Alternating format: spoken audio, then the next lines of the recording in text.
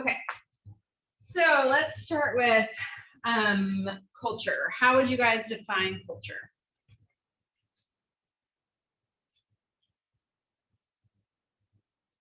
Tradition. Yeah, tradition. Everyday life. Yeah, everyday life. Yeah. Music and literature are everything. Yeah, yeah, good. Anyone else? There's lots and lots of different ways to define culture. These are some definitions that I like. So the idea that culture is a shared set of values, attitudes, beliefs, and behaviors that are widely held by a group of people. Collective historical patterns, values, societal arrangements, manners, ideas, and ways of living that people use to order their lives. The thousands of do's and don'ts that are sort of unspoken rules. So you guys, when you came into the classroom, you knew what to do, you knew to sit down, you knew to face this way, you know, those sorts of things. I didn't have to tell you all that. You knew what was expected of you.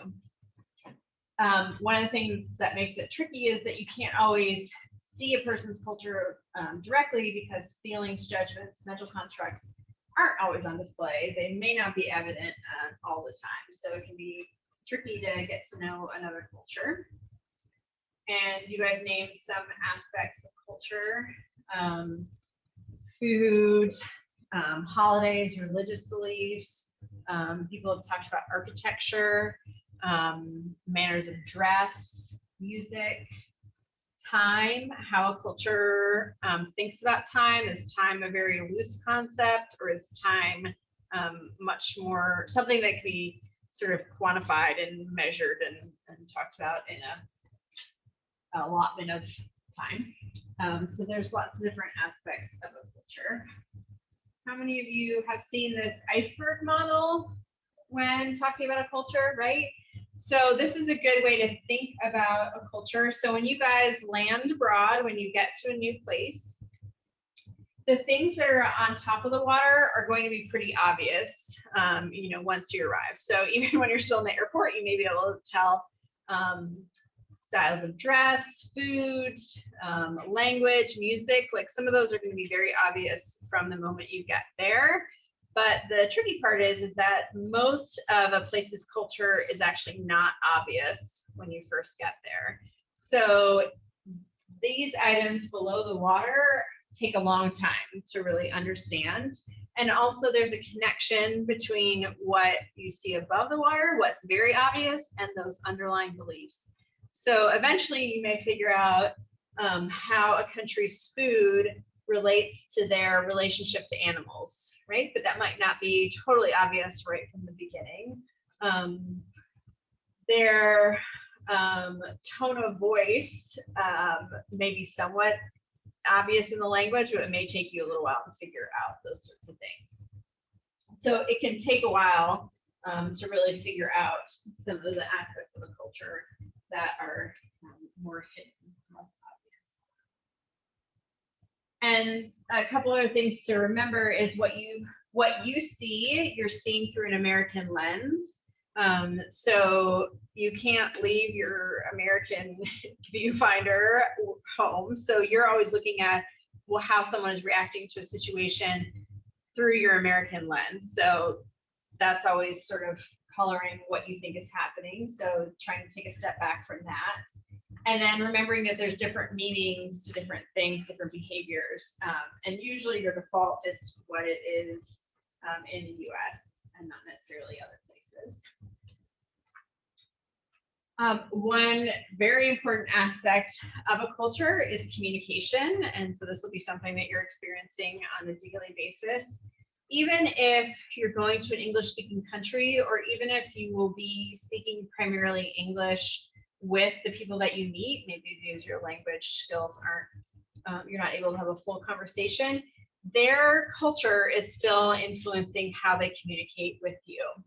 So both their verbal, their word choices, slang, idioms. It's a really cool way to get to know a culture if you have time before you go to look up some common slang and idioms, phrases in your host country.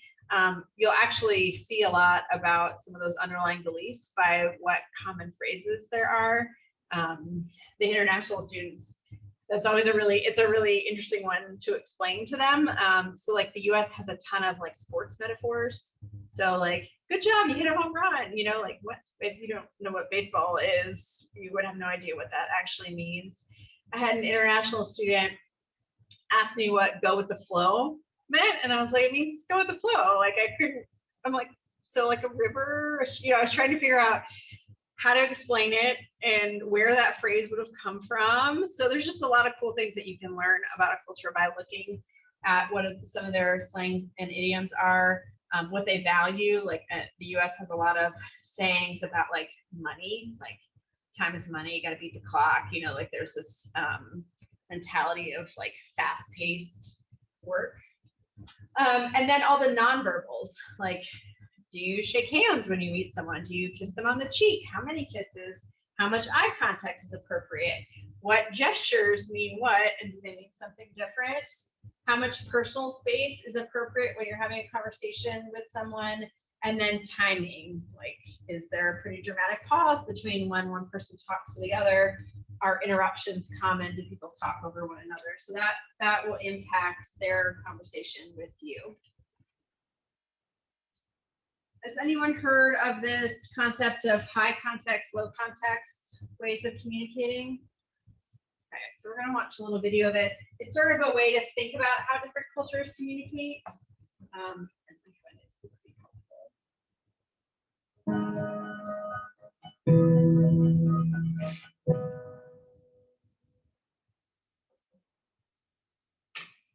I was recently speaking with a manager from Southern Europe, and when he learned that I was originally from the US, he told me, I thought Americans were supposed to be very efficient, but I'm having a lot of trouble with my team members. I give them the information for our technical projects, and then I have to repeat it again, and sometimes a third time. The reason you're having these difficulties, I explained to him, probably has something to do with what we call the differences in communication styles. US Americans tend to communicate in a low context way, Southern Europeans a high context way. What do I mean by that? To help understand, I'm going to look at a couple of slides here. On the first slide, you see the recipe for pasta with pesto sauce taken literally from Italian cookbook, translated into English. The recipe assumes you generally know that when you put the basil leaves in, you remove the bad part of the stem, you give olive oil to taste, pine nuts to taste. It's not so specific because they assume you're living in the context where you've grown up eating this type of dish. The second slide is much more low context, taken from an American recipe book. The measurements are very specific. There's specific instructions on the mixing speed, exactly how to remove the stems from the leaves, and exactly the right proportions. It's a low context communication style where the message is explicit, specific, direct from point A to point B. When I shared these slides with him, he suddenly had an insight. He said, I know what's going on. My team keeps telling me that I'm very vague, that I'm hiding information. I'm not specific enough. I'm going to go back and look at an email I'm writing today and redo it because these technical projects need to be precise and exact.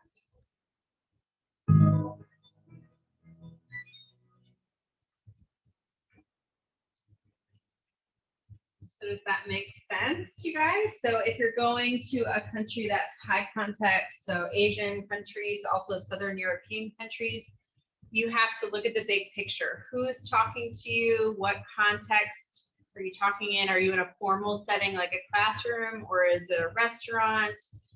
Sort of what is happening outside of the conversation to best understand what is being said. In low context cultures like the US, like Northern European countries, we tend to say what we mean and mean what we say. There's not that much that's left unspoken so that it's clear what our meanings are. So the US is considered fairly low context.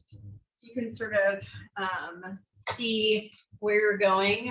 They may fall on this scale. So again, if you're going to The UK or Northern Europe, they're going to be more lower context. If you're going to Southern Europe, Asian countries, they're going to be more higher context. So you have to sort of figure out what the bigger picture is around a conversation to better understand what is being said.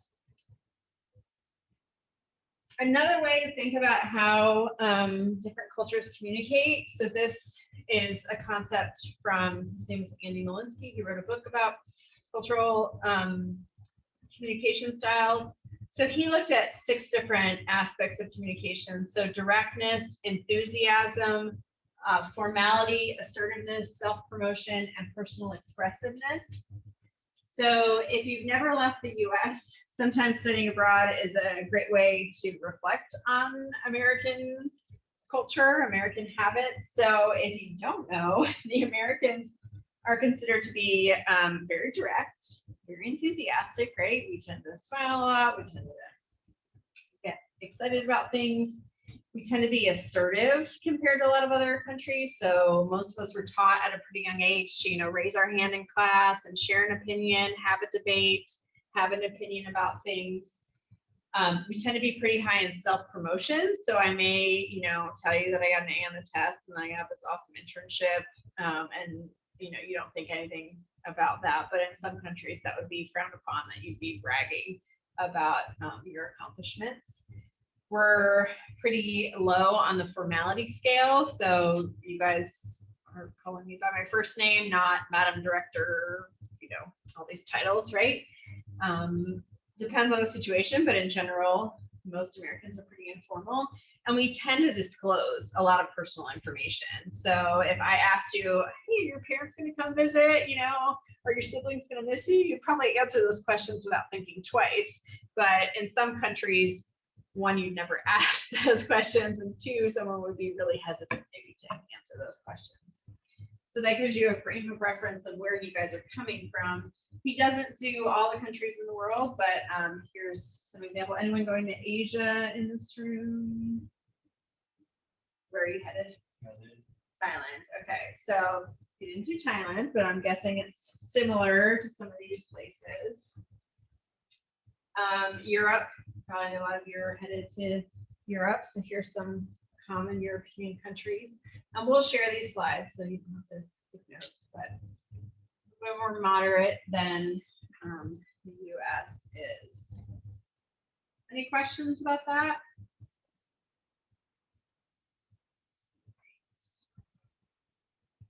Okay, switching gears to our next topic. We've got a lot to talk about. What do you think are some common views of Americans that the rest of the world has? You think we're better? Yes. Aren't we though? What else? Yeah. You're the first person to say positive, but yes, yeah, positive, optimistic, yep.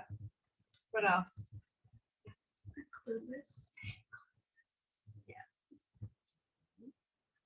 Yeah. I would have gone 2018.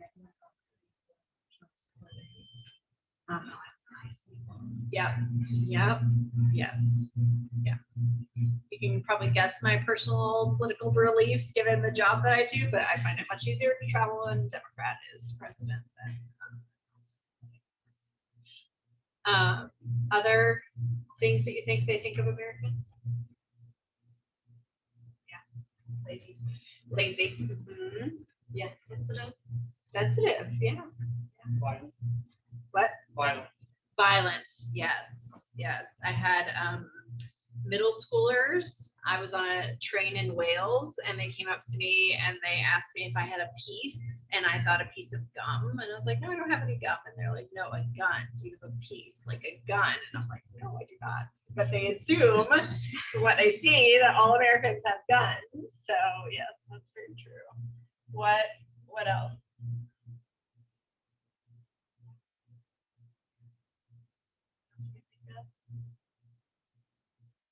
Yeah. Vain. Mm-hmm. Yeah. Fat, lazy, loud, right? Really stereotypes.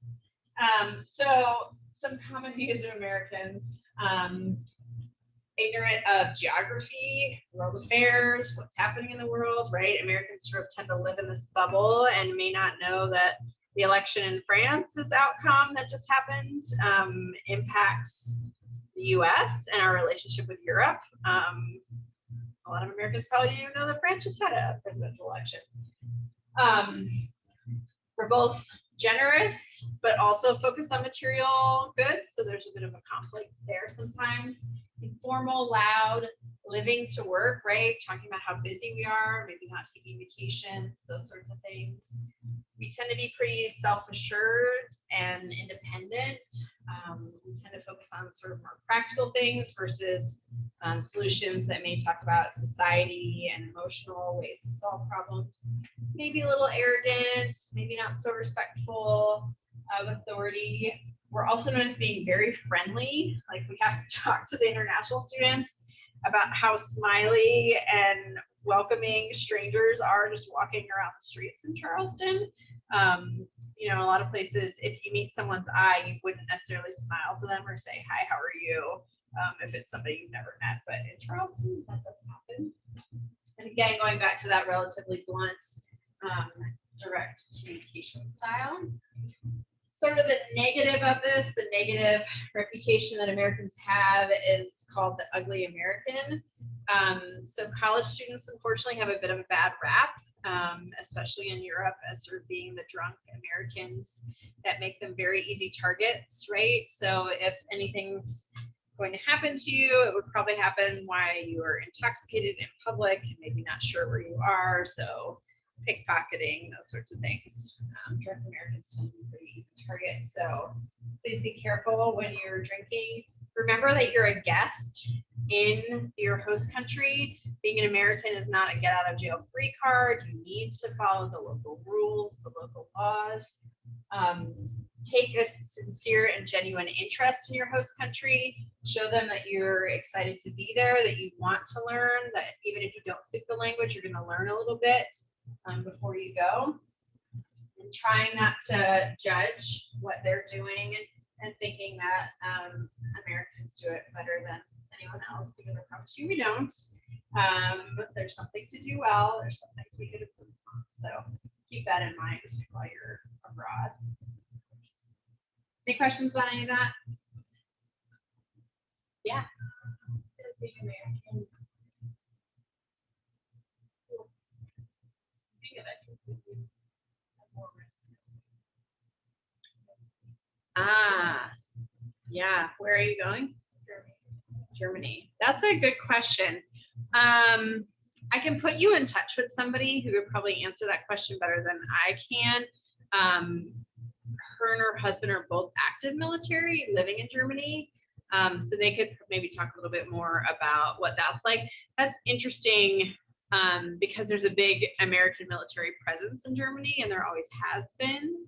I haven't heard in particular of students that are veterans having any issues when they've been abroad, but if you email me, I can put you in touch with her. Where in Germany will you be? Do you know? Okay. That's a good question. Yeah. Yeah. I have to think about that one. That's a good one. I don't think in Germany, but it's also a very unique situation right now with the Ukraine situation and the US military not going in. So that's, yeah, send me an email and I can connect you with her. She might be able to tell you a little bit more. Yeah. Wait, what was your question? I'm from Germany. Oh, I was wondering if they're like would somebody who was in the US military, how would they react to someone who's fought in the US military? well, Germans like idolize Americans. So I think that like my cousin is like a police officer there, and like anyone in the American military, like, he wants to know like their whole life story and everything. Yeah. Germans like love Americans. There you go. But I can put you in touch with her if you have questions. Yeah. Thanks. I forgot. Yeah. Any other questions? Do you have a question? Yeah, go ahead. Kind of. So I'm going to Romania, and nobody mentioned anywhere around there, Yeah, and I don't know what I'm walking into. There, it's like this. it's a great question. I've not been to Romania, so I don't know if I can give you much feedback. Been to Hungary, which is probably the closest. I didn't. The only thing that struck me, and I was not there for very long, but a little. I came from Austria and went to Hungary, and there was like almost like a shift in like mindset a little bit. Like the Hungarians came across to me a little bit more cold, a little bit more, lack of a better word, like sad, versus the Austrians seemed a little bit more optimistic and welcoming. But that's as close as I've been to Romania. So yeah, Romania is definitely not a common study abroad destination. So that's really cool that you're going. I'm not. You may not be the only one going to Romania. Check with Sarah. And there's other students. You're doing an archaeology program, right? There's been other CFC students who've gone there in the past, so Sarah may be able to connect you with them to give you a little bit more feedback on Romania. You have to tell us how it is. That sounds really cool. Yeah. Emily, have you been to Romania? Yeah. It's off the beaten path. It's cool though. Any other questions? All right, so we're going to talk a little bit about the cultural adjustment process. So even if you haven't traveled abroad before, you've probably gone through some cultural adjustment, even coming to Charleston. Maybe you're not from Charleston, or maybe, you know, coming to CFC was the first time you lived with a stranger. So you may have already gone through a bit of a cultural adjustment process. There are 4 main stages of the cultural adjustment process. You guys aren't going for a super long time, so you may not get very far in these 4 stages, but it's still important to talk about. So the first stage is known as cultural euphoria, the honeymoon stage. So this is when you've been planning to go abroad for a really long time, and you're just really excited to be there, and you think that everything is amazing and great, and the croissants are great, and the baguettes are great, and the Eiffel Tower is even more beautiful than you could have possibly imagined. You just want to take it all in, right? Which there's nothing bad about that, but just remember to also figure out some practical things. So if you're going to be, you know, living on your own, figuring out how to ride public transportation, how to buy groceries, how to get around, some of those more practical things that'll help you once you actually start getting into class and those aspects of your program. For some students, the honeymoon stage, depending on how long you're gone, you could be in the honeymoon stage the entire time you're gone. It may not end. For other students, as soon as they miss a connection on their way there, or their luggage gets lost, the honeymoon phase comes crashing to a halt. So stage 2 is cultural confrontation. So this is when you think of culture shock. So this may be you're missing home a little bit.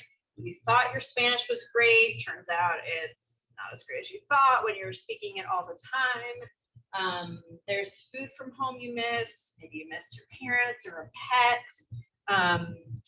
So it can hit students differently. You may not be homesick at all, but some students do experience some homesickness and culture shock.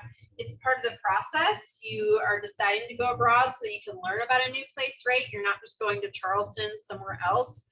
You're there to challenge yourself. You're there to learn about a new place, a new people, a new culture. So part of doing all those things is getting used to it. The third phase is called the cultural adjustment. So this will be really hard for you guys to get to in a summer because you're not going to be there super long, but still a good goal to have to really understand more of that culture. So going back to like that iceberg model, trying your best to understand what some of their underlying cultural beliefs are. For a lot of students, they realize that they're adjusting. Maybe if they go away for the weekend and then come back and they're like, oh, this is familiar. Or if you can help a tourist, you're like, yes, I know my way around. I know a proper response to that question.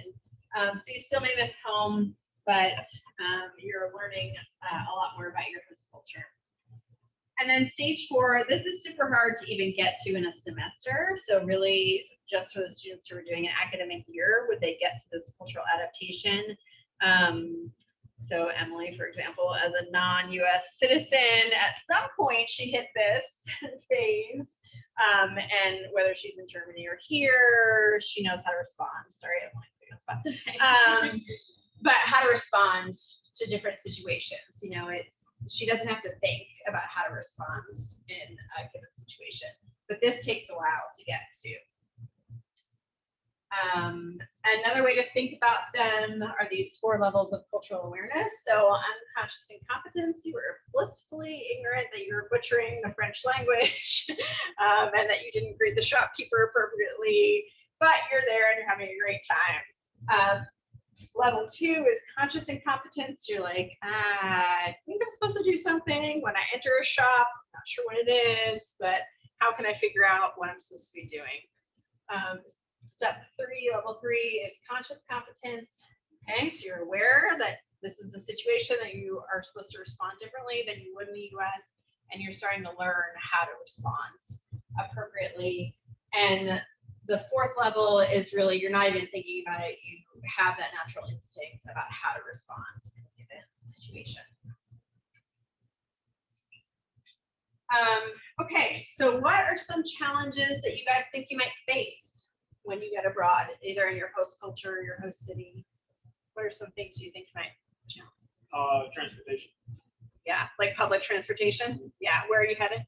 London. London. Yeah. Mostly train. Yeah. Getting a taxi would be hard. Yeah, yeah. Especially coming from Charleston, where we don't ride public transportation very often. True. Yeah. What else? Yeah. Understanding how like to handle money in a different work in a different cultures. Yes, it's a lot. Where are you headed? London. Yeah. The first time I went to Europe was pre-Euro. I was 18, and we went to like Italy and Switzerland and France and the UK, and like every new country we went to, my dad had to teach us a new exchange rate and give us new currency, and we were so confused. And we went to our money was always worth more than their currency exchange until we got to the UK, and then we had to completely reverse that. So anyway, yeah, it's complicated. It is, especially if you're traveling around. It's true. Err on the side of caution, round up so that you think you're spending more money than you actually are, and then you'll be less shocked when you get back. Other challenges, yeah. Restaurants and grocery stores. Yes, yes. There's all these unwritten rules that you probably don't know yet. Where are you headed? Barcelona. Barcelona. Yeah, yeah. What else?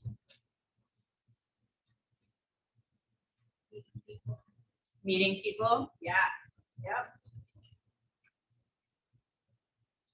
So some of the things that maybe challenge local systems, so that includes like transportation. You may be homesick, lonely, so that could be a challenge.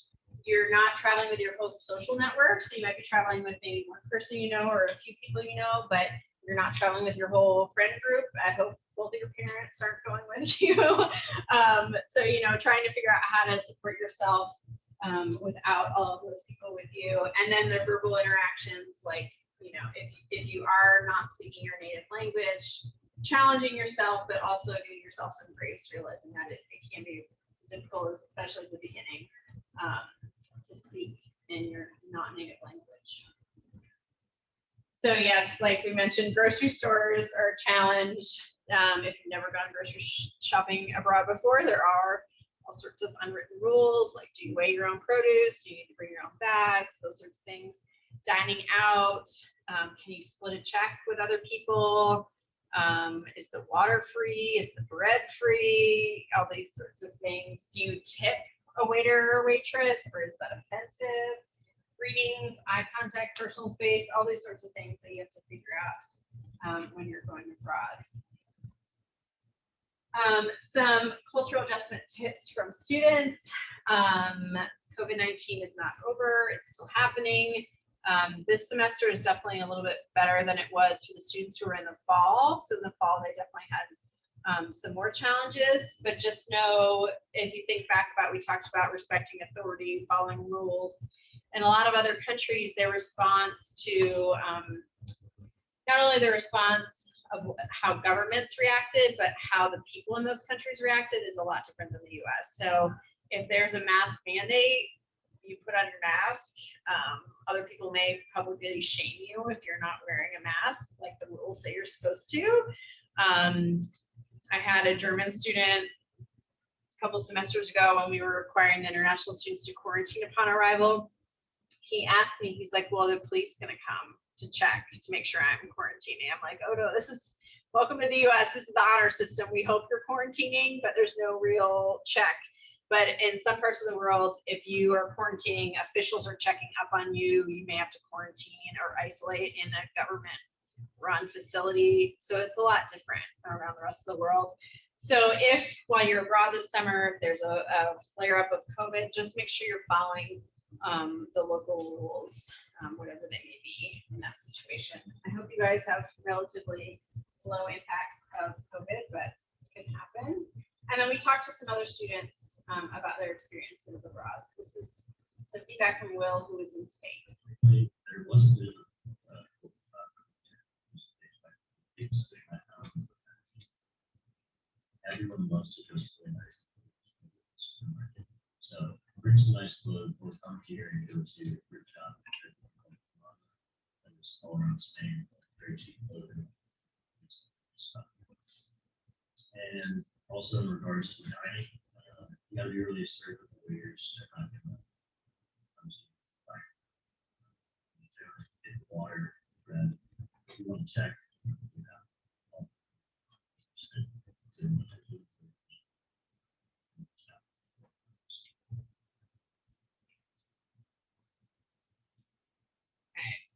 So Anna, Will's feedback from Spain. I think he was in Sevilla for the fall semester. Anna, she actually started studying there last spring, so she's been there a while. She commented, reminder that you're a guest in your host country. She told me, she's like, so many Americans say Europeans are rude. It's not rude, it's directness, like it's cultural. It's maybe you may consider it rude, but in general, it's the norm there. Lots of questions about Trump, Biden. Make sure you are up to date on what's happening in the US. The rest of the world pays attention to US politics, to what the US is doing, because we do have a pretty wide influence, good or bad. So you need to know what's happening here too, and be able to have an intelligent conversation about what's going on in the US. I'll let you read this comment. This is from Emily, who was in Italy last fall.